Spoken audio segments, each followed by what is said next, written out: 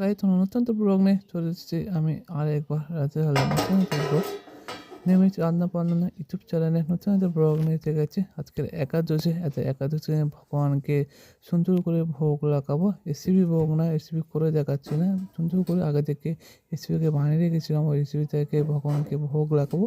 প্রথম দিলাম আখ, আখ দেওয়ার পর তারপর দেবো কলা, পাকা কলা, তারপর দেবো একটু ফল।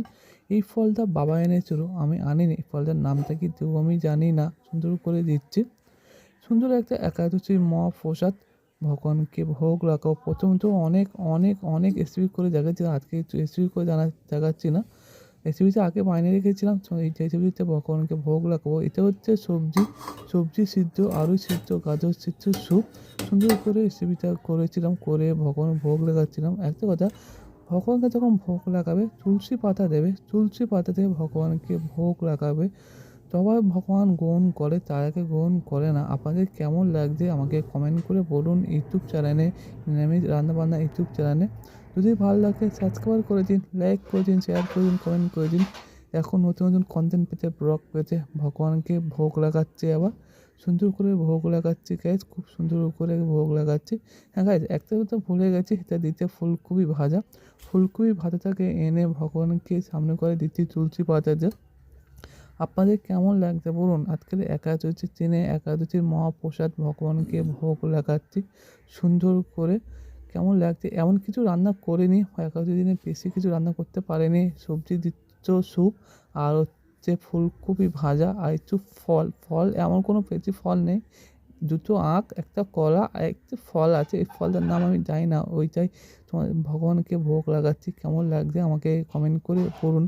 যদি ভালো লাগে চলে যেতুন নিরামিষ রান্নাবান্না ইউটিউব চ্যানেলে, চলে যেতুন, সাবস্ক্রাইব করে দিন, লাইক করে দিন, শেয়ার করে দিন। ভগবানের পথটা প্যারা হয়ে গেছে, ভগবান প্রচারটা গ্রহণ করছে। ভগবানের পথটা আবার তুলে দেবো, সময় হয়ে গেছে চলার, ভগবান পথটা তুলে দিচ্ছি।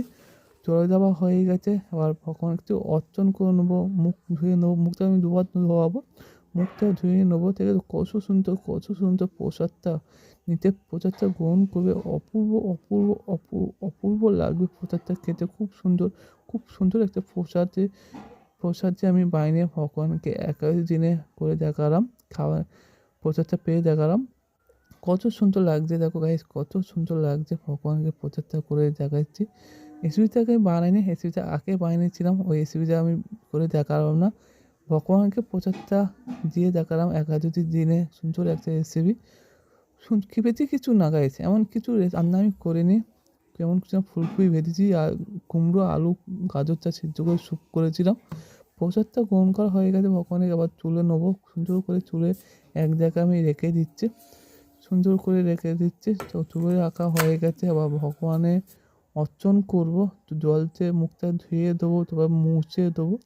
সুন্দর করে ধুয়ে দিচ্ছি, মুছে দিচ্ছি। তোমাকে অত অত বড় ভিডিওটা করতে পারছি না, ছোটোখাটো ভিডিও করছি, 5 মিনিট 25 সেকেন্ডের ভিডিও করে দেখাচ্ছি। তোর মুখ ধোয়ানো হয়ে গেছে, সব কিছু হয়ে গেছে, তোমাদেরকে আবার পর্দাটা আবার ঢাকা দেবো।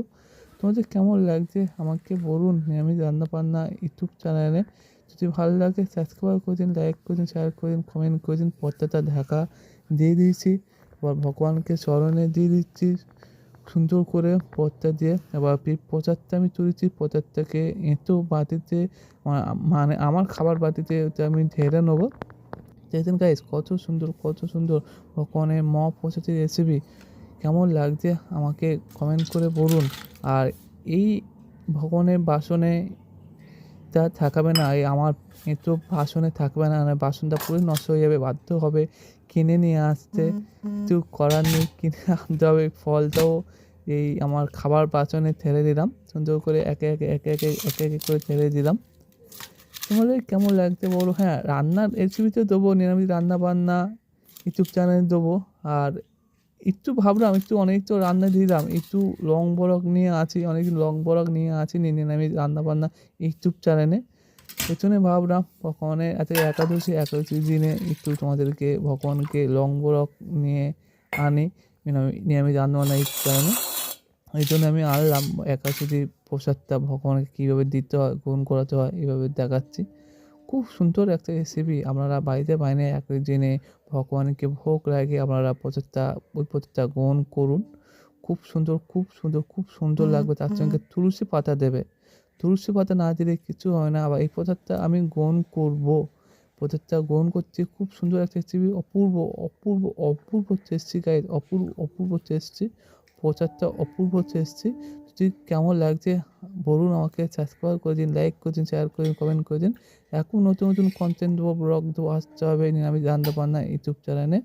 হরে কৃষ্ণা, টাটা।